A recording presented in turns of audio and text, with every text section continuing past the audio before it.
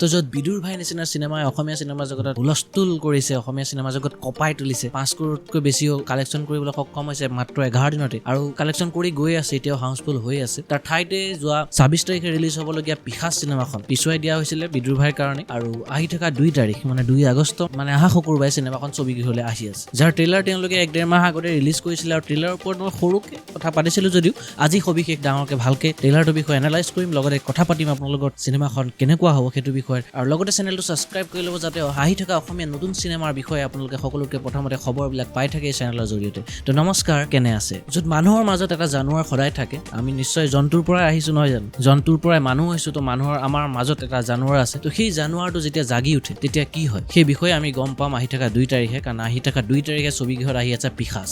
মানুহৰ যেতিয়া ভয়ংকৰ ৰূপ বা বেয়া ৰূপটো বেছিকৈ আগবাঢ়ি যায়, বেছি হৈ যায়, তেতিয়াই পিখাচ হৈ উঠে নহয় জানো। তো সেইটোকে কোৱা হৈছে পিখাচ, আৰু ট্ৰেইলাৰটোত আমি চাই সিমানে গম পাইছোঁ যে যিটো মডাৰ্ণ লাইফৰ য়ং জেনেৰেশ্যনৰ কাহিনী হ'বলৈ গৈ আছে এই চিনেমাখনত, য'ত আমি প্ৰেম, কামনা, বাসনা আৰু লগতে প্ৰতাৰণাৰ লগতে জড়িত বহুতখিনি হিংসা সকলোখিনি আমি দেখিবলৈ পাম। আৰু ট্ৰেইলাৰটো চাই মই ইমানটো ক'ব পাৰোঁ চিনেমাখন বহুত বেছি ভয়ংকৰ হ'ব আৰু বহুত বেছি ইণ্টাৰেষ্টিং হ'ব, কাৰণ ট্ৰেইলাৰখনৰ প্ৰমোশ্যনত এক্টৰ দুজনেই কৈছে যে you love it or you hate it but you can't ignore it, মানে আমি ইগন'ৰ কৰিব নোৱাৰোঁ। তো সেইটো ভাবিয়ে মই বহুত বেছি এক্সাইটেড হৈ আছোঁ চিনেমাখনৰ কাৰণে, কাৰণ মই ইগন'ৰ নকৰোঁ। মই প্ৰথম দিনাখন প্ৰথম শ্ব'য়ে চাবলৈ গৈ আছোঁ চিনেমাখনৰ, আৰু আপোনালোকৰ কাৰণে সকলোতকৈ প্ৰথমতে ৰিভিউ লৈ আহিম, তাৰ কাৰণে চেনেলটো ছাবস্ক্ৰাইব কৰিবলৈ নাপাহৰিব। আৰু লগতে ট্ৰেইলাৰটোৰ বেকগ্ৰাউণ্ড মিউজিকৰ বিষয়ে যদি কওঁ, খুব সুন্দৰ হৈছে, বহুত বেছি ধুনীয়া হৈছে।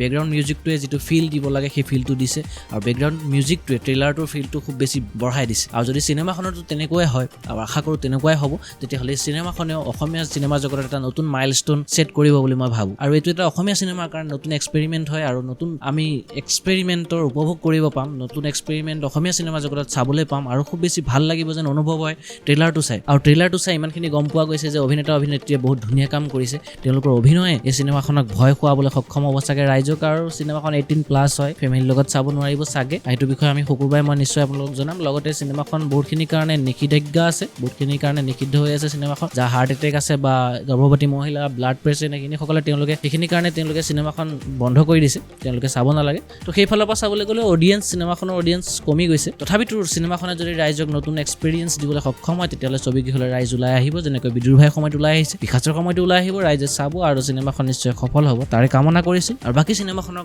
বিষয়ে আমি কথা পাতিম শুকুৰবাৰে, তেতিয়ালৈকে চাই থাকক চেটাৰডে নাইট। আজি ভিডিঅ'টো ইমানতে সমাপ্ত কৰিছোঁ, লগ পাম আকৌ, বাই।